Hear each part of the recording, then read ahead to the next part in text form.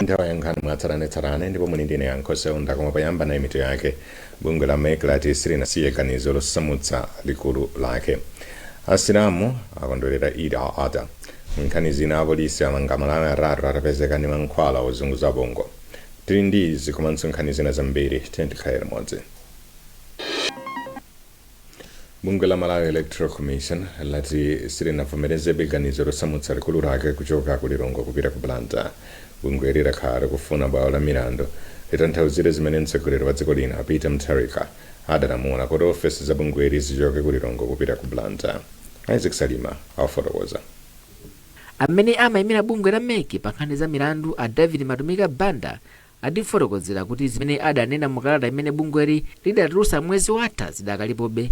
Kalatayi idayankhulapo pa chigamulo cha bwalo la milandu chimene adachipereka pa 27 February chaka chino, chimene chinakana pempho la bungwe la MEC.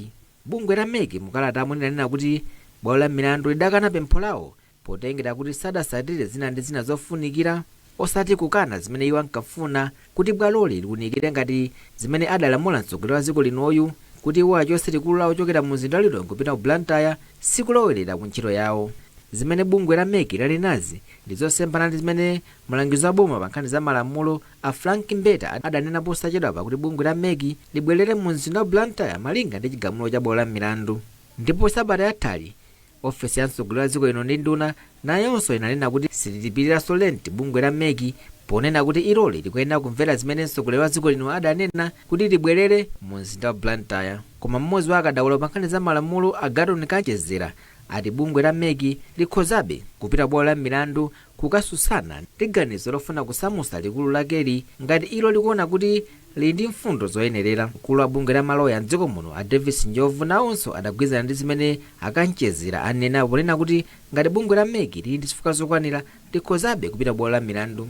Mwezi wa Okutobala chaka chatha mtsogoleri wa dziko lino Peter Mutharika adalamula nthambi za boma zokwana zinayi kuti likulu lawo libwerere mu mzinda wa Blantyre komanso zomba. Nthambi izi ndi za MEC, Malawi Communications Regulatory Authority MACRA, Malawi Housing Corporation komanso Malawi Prison Services. Pomwe asilamu mdziko muno akukondwerera mwambo wa Eid al-Adha, bungwe la Muslim Association of Malawi lalimbikitsa asilamu kukhala mwachikondi ndi kugawana zomwe ali nazo. Ofalitsa nkhani ku bungweli Adina Achabulika wanena izi kunkapo mboma la Chikwawa. Achabulika akuyankhula zambiri ndi mtolankhani wathu Gift Sitima. Mwambo umenewu mmene mukuonera ndi mwambo umene umachitika chaka chilichonse mu chipembedzo cha Chisilamu. Ndipo Eid al-Adha ndi Eid imene imachitika mu nthawi ngati ino mwezi womaliza malingana ndi mwezi wa Dhul-Hijjah, mwezi wa 12 mu kalendala ya Chisilamu. Mukhoza kuona kuti Muslim Association of Malawi ngati bungwe lalikulu amakhala ndithu akukonzekera nthawi zonse kuti aone kuti kodi maprogramu amenewa ayenda bwanji. Choncho a National Chairman a Muslim Association of Malawi Idrisa Muhammad ngati mtsogoleri wa Asilamu Malawi muno wakonzanso phwando lalikulu ngati limeneli azinga ng'ombe zokwana 1300 ndipo agawa madistrict osiyanasiyana dziko lino la Malawi. Sheikh Abdul Majid Chimbwe ndi amene atsogolera mapemphero a Eid pa bwalo la masewero la Kamuzu. Kutenga ndona kuti tiye tikhale anthu abwino okondana komanso takonde abale athu azipembedzo zosiyanasiyana komanso tikhala anthu ogawa tikhala anthu okhululukirana muzimene takhala tikulakwitsa komanso tayendere anthu amene akudwala mwina mzipatala zosiyanasiyana mwachidule tikuyenera tikhala anthu osinthika ndi anthu okonda kumukonda Mulungu mwini wake Allah subhanahu wa ta'ala.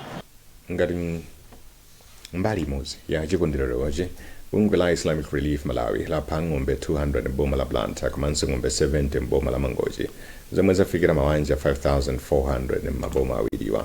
Mkulu wa bungweli kuno ku Malawi a Ebro Madogu Abdullahi wati ndi nthawi yoonetsa chikondi kwa anthu osowa. Asofi Bakari ndi mmodzi mwa ogwira ntchito ku bungweli.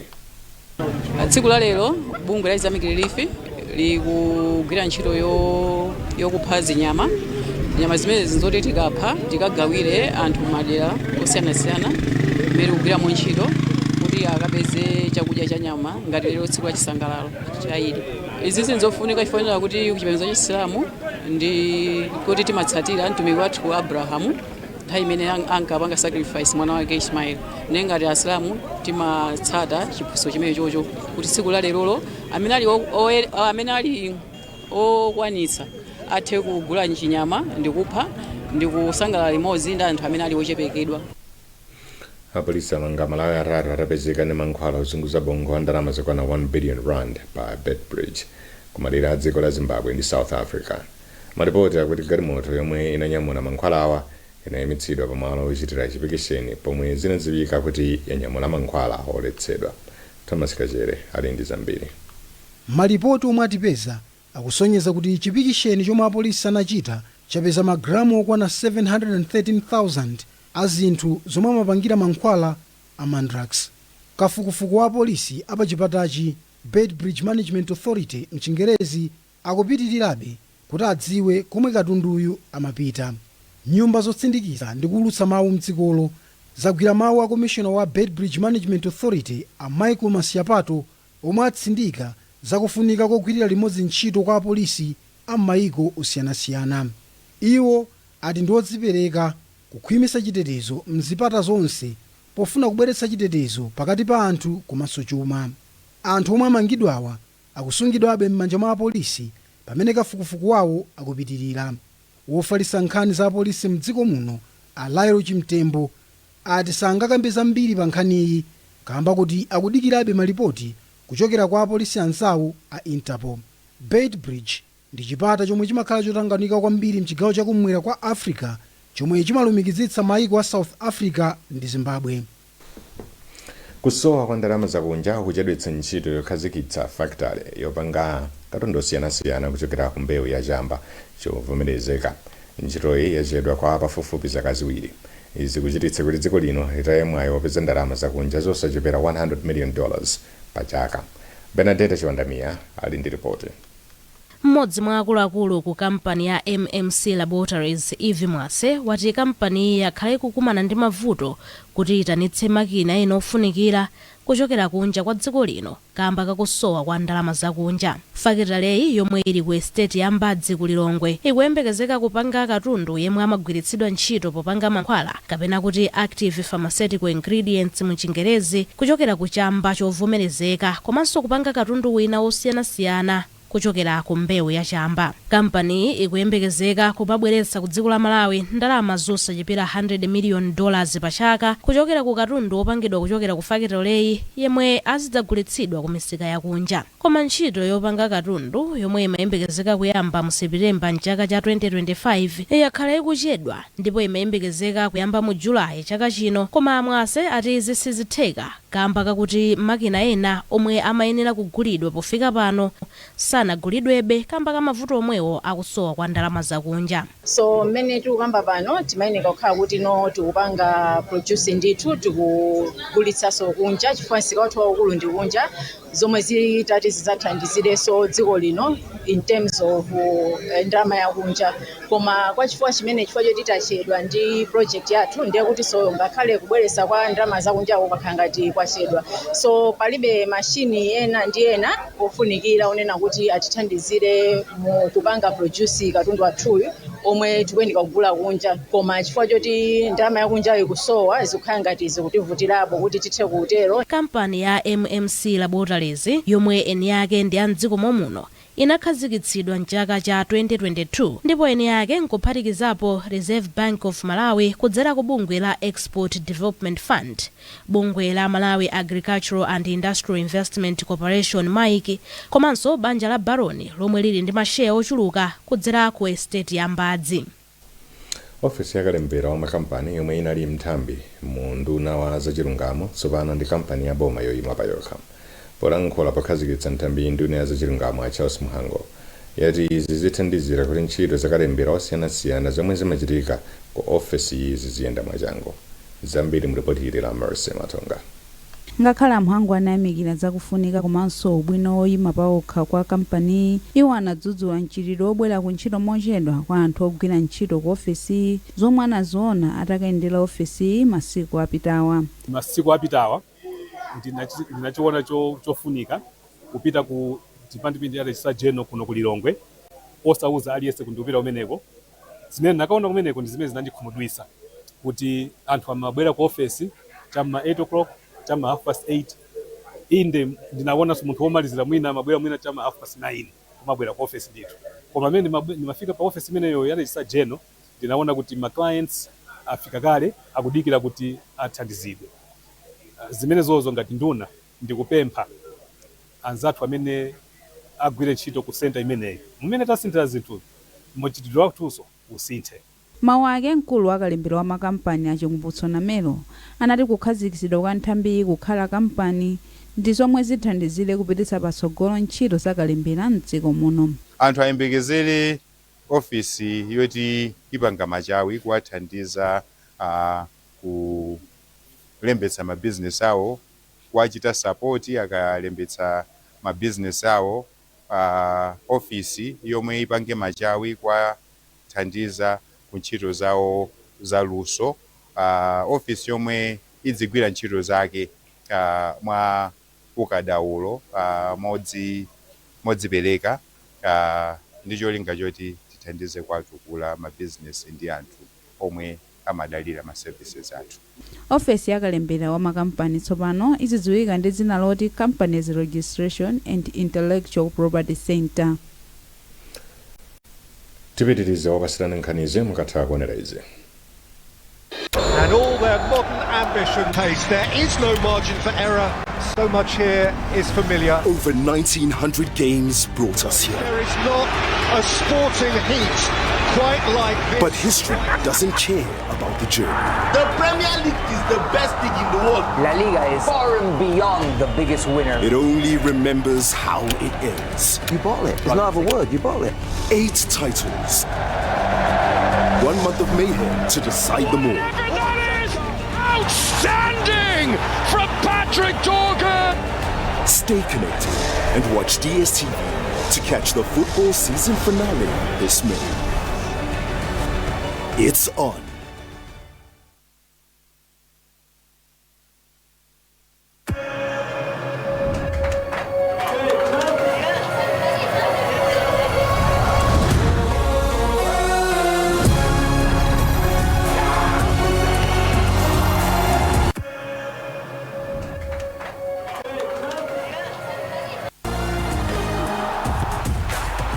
From 11 June to 19 July, everything can wait. The FIFA World Cup 2026. Catch all 104 matches on 4 dedicated channels, only on Go TV. Popitiriza nkhanizi, boma livomereza za mchitidwe wa katangale ndi ziphuphu mzipatala zake.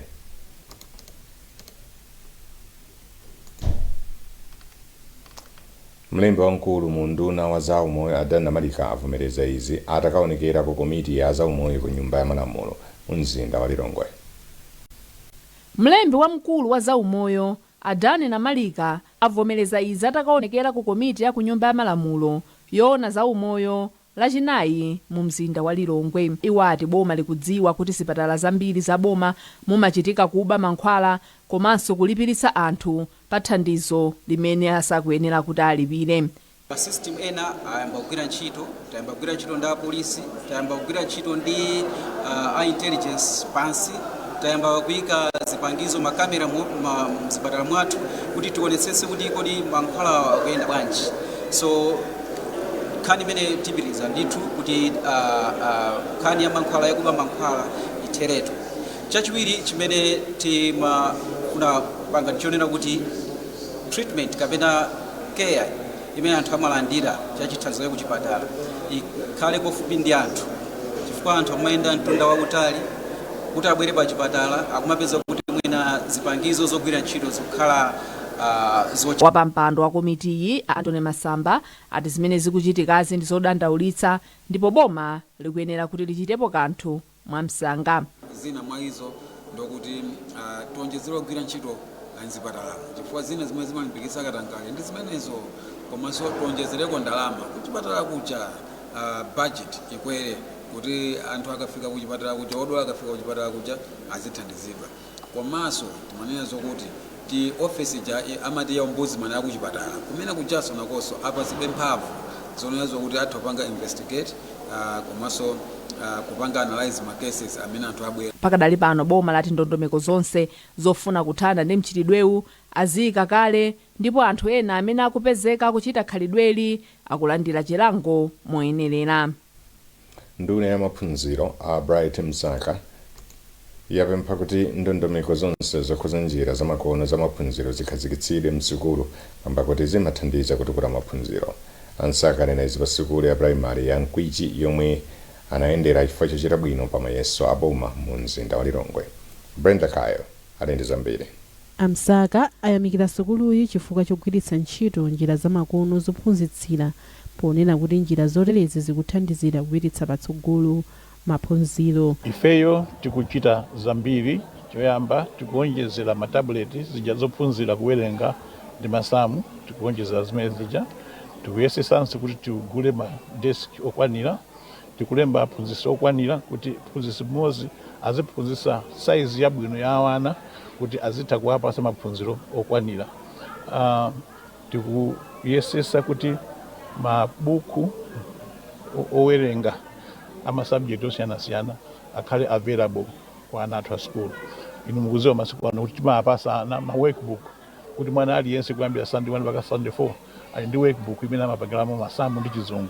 So zimene zija tifuna kuti zipitilire, tiziwonjezerenso kuti ana athu quality ya maphunziro ikhale yapamwamba. Mphunzitsi wamkulu pa sukuluyi Aisnad Moya ati kukhazikitsa kwa njira zamakono zophunzitsira pa sukulu pa zathandizira kwambiri ntchito yophunzitsa.